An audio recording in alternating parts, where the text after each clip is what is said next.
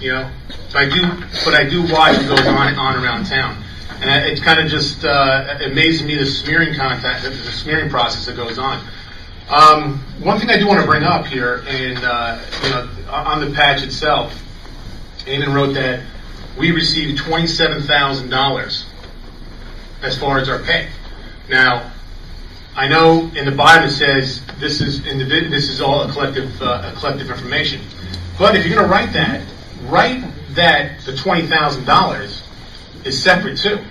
Okay, if you put $27,000, it looks like each councilman is making $27,000 on top of the $20,000 of insurance. And when we received the paperwork for the insurance, we considered this thing as like a COBRA. We were given it to our paperwork. My wife and I filled it out. We said, sure, we'll pay the difference. We'll give up our pay. When we filled it out, there was no price tag on it. There was nothing that was showing us that there was a number that we had to follow up. I was going to sit down with Alan after that and go over the numbers, but we didn't.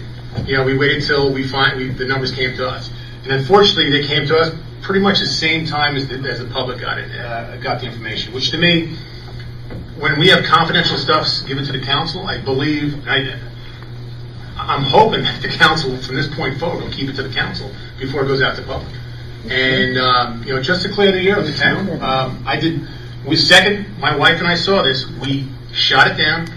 We immediately called our insurance company, and the process with insurance, we all know it takes a little time to reverse the process. And, going forward, this is what I hope that the council will work together and not trying to hang each other. We have campaign season to do that. If we're going to do it now, there's plenty of stuff we can all pull out the drawers and start doing. If you think you're going to hang me on this here, come on, it's ridiculous. Let's start playing this. Let's be councilmen and work towards saving the taxpayer money like we have been. Thank you, Mayor. Does any other councilman want to make a comment? Yes, John. Thank you. I just want to respond because Paul mentioned me a couple of times, and we did have good conversations and an airing of views. And one thing that I'll put out on the record that I wanted to make clear is, number one is it's not confidential information. When a public official takes benefits and our pay, it's all public information.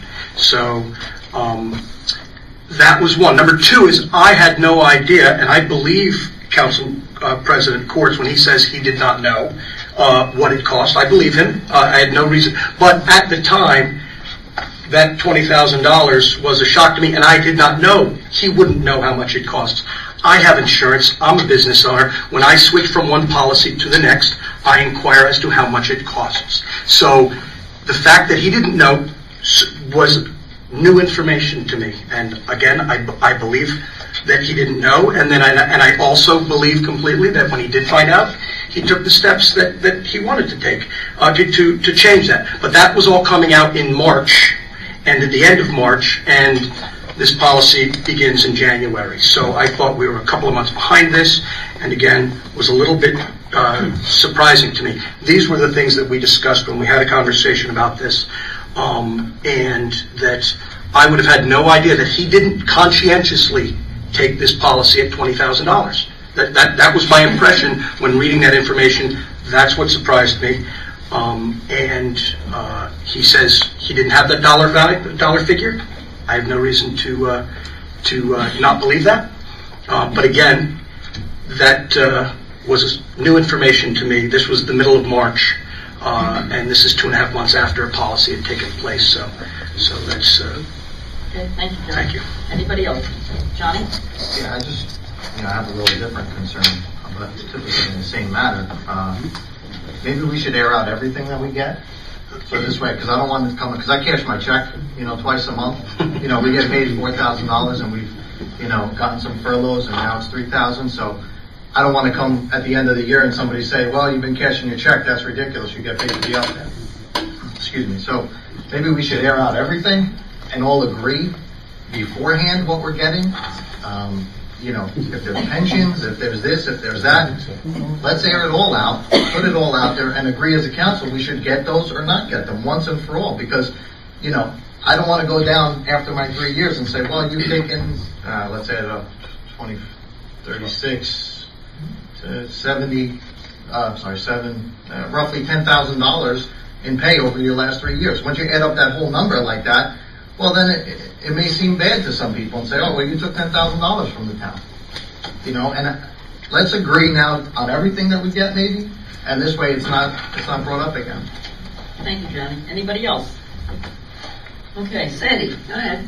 Thank you, Mayor. I just wanted to tell Councilman Courts that this is not a personnel issue. This is just a budget issue. You've been sitting here Saturday morning with all of us, going over the budget line by line, and you know that since I was appointed in December, I've been honing in on our healthcare premiums and how outrageous they are, and how our healthcare premiums have doubled in the last 3 years. So sooner or later, it sticks out like a sore thumb when everybody on the council is making $3,000 or $4,000, and we have only one councilman who has a $20,000 health benefit. So of course it's going to become an issue. It wasn't supposed to become a political issue. In fact, when I sent an email to Alan, the email that I got back was that this was going to be on closed session because it dealt with personnel. But here it is in open session. It didn't have to be an open session. I'm assuming that you wanted it to be an open session so that you could make a political speech out of it. But it's really not a political issue. It's getting your plate. It's really a budget issue. It's just a budget issue. So I'm glad that everybody's doing the right thing, that we can put this behind us, that we saved $20,000. If I know about Cobras because I had a Cobra when I was in New Milford, and every month I would get a bill for my premium, which was $918. So if you didn't get a bill for 4 months, then I can understand that you didn't understand that it was such an expensive benefit that you were getting. So that could explain it. But anyway, I would like to take the opportunity to either by resolution or whatever we have to do to amend the policies and procedures that elected officials have to serve a minimum of, I guess, whatever the new statute is, 20 hours of active duty in order to be eligible for the health benefit. I think Paul wanted to talk something more, so Okay. you're making that motion. All right. Yeah, just my follow-up on that is you're comparing this to your job and what you do. The government doesn't work that way. I mean, I guess we did sit there, and as we did look at the budget, I did see the insurance costs go up, and I didn't even see our cost in there. So we didn't get a bill every month. We didn't sit there and receive a bill from the town saying this is what you're getting charged. That's the town picks that up. So for us to say, well, you didn't see a bill coming out, no, we don't. We saw the bill. I saw the final bill when it came out in the personnel manuscript. That's when I saw it. And when I saw that, I made my decision to get rid of it. That's pretty much it. So to compare this to a private business, and make it, the government runs the same way. It does. It's two different issues. I never got a bill from the town.